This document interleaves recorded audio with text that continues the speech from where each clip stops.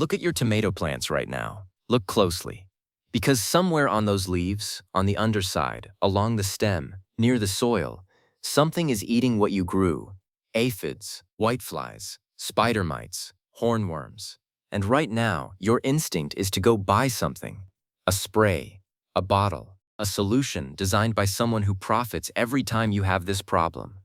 But there's another solution. There always was. And for a very specific reason, at a very specific moment in history, it quietly disappeared from the conversation. Here's what we're talking about. A natural pesticide, made from something you can grow in your garden or find at any market for almost nothing, that kills soft-bodied insects on contact, repels beetles and moths, disrupts the feeding cycles of larvae, and leaves your tomatoes completely safe to eat within hours. No chemical residue, no soil contamination, no protective gear required. Farmers used it for generations. It was documented in agricultural extension guides across the United States, Europe, and South America. And then, around 1974, quietly, without public announcement, it began disappearing from official recommended practice lists. By the mid-1980s, it was gone entirely from mainstream agricultural guidance, replaced by something more expensive, something patented, something that needed to be purchased every single season. The timing is not a coincidence. That's not a theory. That's a schedule. The plant is NEEM, specifically the oil pressed from the seeds of the Azadirachta indica tree, a species native to the Indian subcontinent, cultivated across South and Southeast Asia for over 4,000 years. The oil contains a compound called azadirachtin, and azadirachtin is by any honest measure one of the most effective natural insect disruptors ever identified.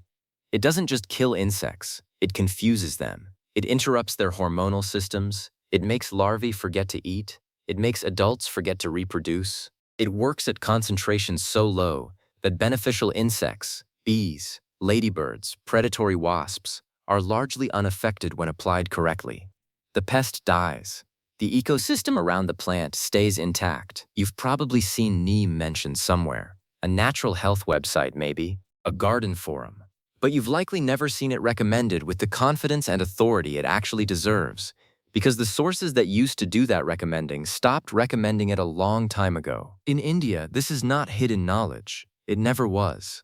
NEEM has been called the village pharmacy for centuries. The oil was pressed and applied to crops as a matter of routine, passed down through farming families the way seed-saving knowledge was passed down, as practical wisdom, not product loyalty. In the 1960s, Western entomologists began studying it seriously.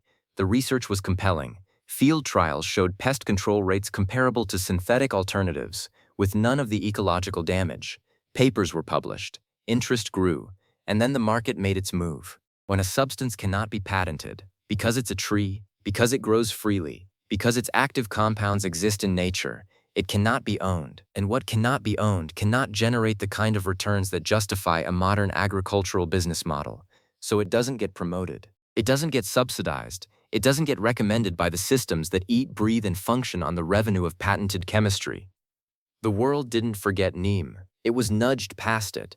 Here's the part that should stop you. You've almost certainly eaten tomatoes sprayed with synthetic pyrethroids, organophosphates, or neonicotinoids.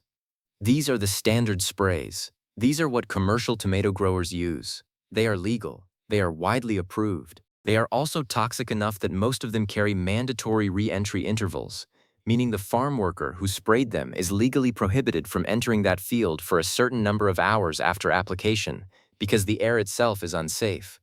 You eat the fruit, but they can't breathe the air.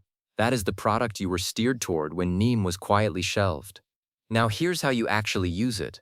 You need cold-pressed NEEM oil, not heat-processed, not refined, because the heat extraction process destroys a significant percentage of azadirachtin, the compound doing the actual work. Cold-pressed is available at health stores, garden centers, online. The cost per application works out to a few cents. You need water, a spray bottle, and a small amount of liquid castile soap. The soap acts as an emulsifier. It allows the oil and water to combine because they won't mix on their own. The ratio is simple. For every liter of warm water, add 2 teaspoons of NEEM oil and half a teaspoon of liquid soap. Shake the bottle continuously while mixing and keep shaking between applications. The emulsion separates quickly. The water should look milky, slightly opaque, faintly yellow. That appearance means the azadirachtin is distributed through the solution and ready to work. Apply in the early morning or late evening, never in direct midday sun.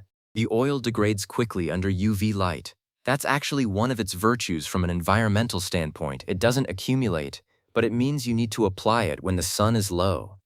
Coat the undersides of leaves thoroughly. That's where most soft-bodied insects live, feed, and lay eggs. The underside of a leaf is a world most gardeners never look at and almost never spray directly. That oversight is why most treatments fail. Apply once a week during active pest pressure. Every 2 weeks as prevention. After heavy rain, reapply. The solution washes off and breaks down, which again is a feature, not a flaw.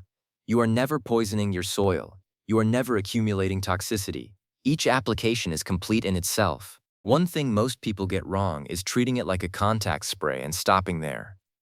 NEEM's real power is systemic and cumulative over time. Azadirachtin is absorbed by plant tissue and expressed through the leaves. Insects feeding on treated plants begin experiencing hormonal disruption whether or not you sprayed the exact leaf they're on. A single application starts a process. Consistent application over several weeks creates a plant that insects actively avoid and cannot successfully reproduce on. You're not fighting a battle, you're making the plant hostile territory.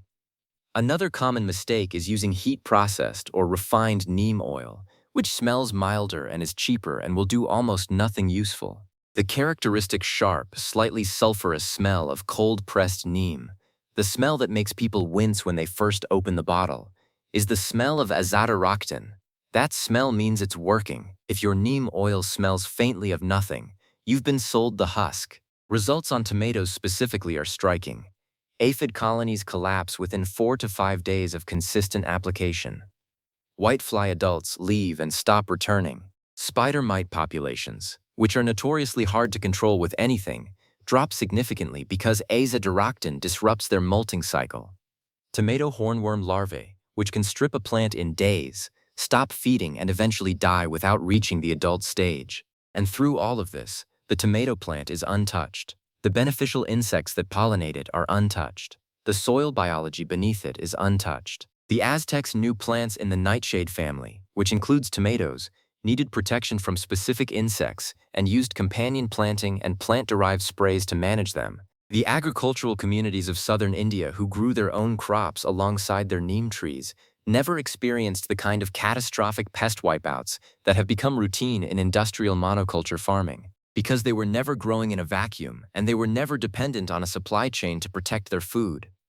There is a deeper pattern here worth naming. Every few decades, a natural solution with real efficacy gets pressured out of mainstream practice at exactly the moment a synthetic, patentable, purchasable replacement becomes commercially available. It happened with neem. It happened with wood ash as a natural fungicide. It happened with companion planting as a pest management system. Each time, the replacement is more expensive, more dependent, more profitable for someone upstream. And each time, the old knowledge doesn't disappear, it just stops being taught. It retreats into the margins, into old farming manuals, into the practice of communities who never stopped trusting what grew around them. The most radical thing you can do in your garden this season is refuse the dependency. Not out of ideology, not out of anger, just out of the simple recognition that the solution was always growing in a tree that nobody owns, in an oil that costs almost nothing, in knowledge that predates every company trying to replace it. Your tomatoes don't need the product, they need the attention. And once you start looking, really looking, at the undersides of leaves, at what's eating what, at what was working before you were told it wasn't, you start to see that the garden was never broken.